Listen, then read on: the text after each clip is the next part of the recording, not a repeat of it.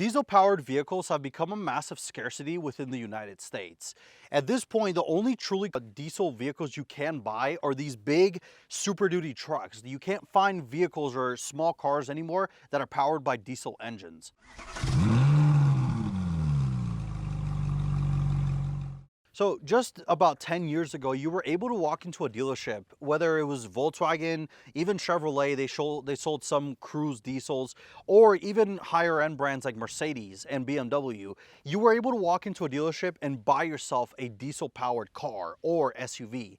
But as I said earlier, at this point, the only real diesel powered options you have are F-250s, high-end Silverados, Rams. That's pretty much it. You can't find small cars with diesel engines anymore.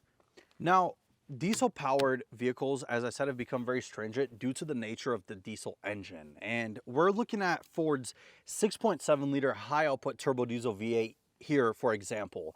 Now, if you opt out for an F-250 Super Duty, your engine options are this one or the 7.3 gas V8. And just for example of how this thing works, so diesel powered engines tend to have a higher compression ratio than most gas powered ones do. For example, this engine right here has a 16:1 compression ratio, whereas its gas powered counterpart, the 7.3 Godzilla V8, has a 10:1 ratio. And because of that, these diesels tend to also emit higher emissions, which is why you don't see many cars with diesel powered powertrains in the United States. But while diesels have a negative connotation here in the United States, in other countries such as Europe or even in some Asian countries, they tend to be the more preferred option. If you go over to Europe, you'll notice that more people will drive diesel powered counterparts because it tends to be cheaper to run. It also gets much better fuel economy. And the only true reason that people buy diesels is really because of towing.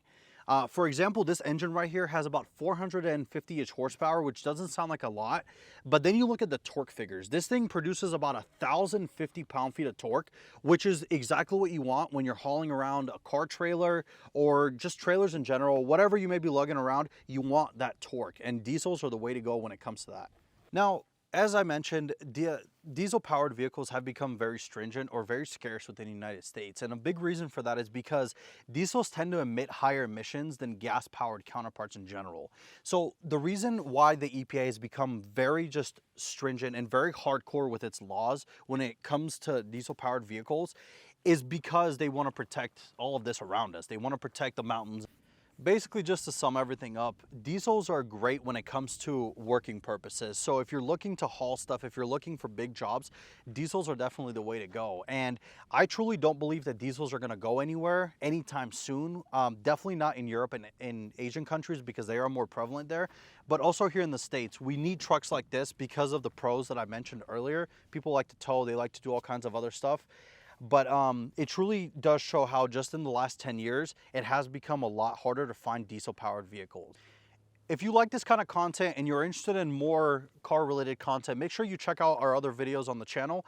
My name is Evo, and this is the God in X channel. Make sure you like, make sure you subscribe for more content like this.